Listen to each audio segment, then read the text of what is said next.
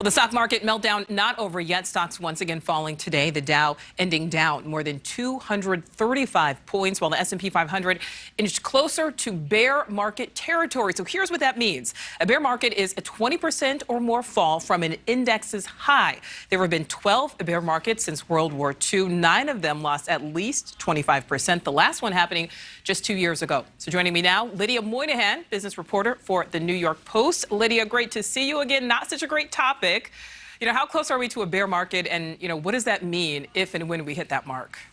Yeah, major indexes extended their losses today. Fortunately, it was not nearly as bad as yesterday. That was the worst day for markets since 2020. And what people are saying is this is driven by major retailers missing their earnings this week. So you had Target, you had Walmart, you had Kohl's, basically acknowledging the fact that all of these worries that people have had about inflation and supply chain issues and consumer demand waning, all of those are a reality. And these retailers are now facing that reality. So Target, for instance, said that just the cost of fuel and freight costs are going to be $1 billion more than they had expected this year. Kohl's slashed their profits.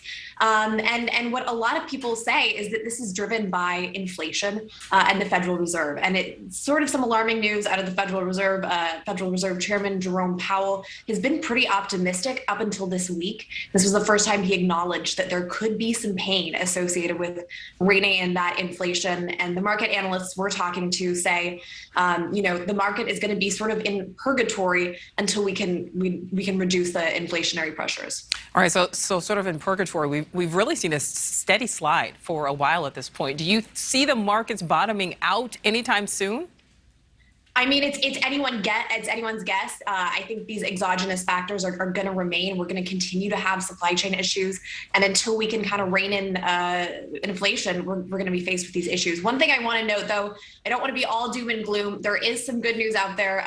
Unemployment numbers are still relatively low. And so one cause for optimism that we're hearing from market watchers is they look at that number and they say, the only way that people's spending is going to be affected in the long term is if they're worried they're going to lose their jobs. People clearly have reliable jobs. It's a good job market. And so at the end of the day, that's not going to impact spending levels enough to potentially put us into a recession. But again, I think people are just watching and waiting. But that is good news that employment remains historically low. That is good. And Lydia bringing some positivity there. I'm going to turn it negative again, potentially. But is it safe to say that inflation really is the driving factor in the sell-off?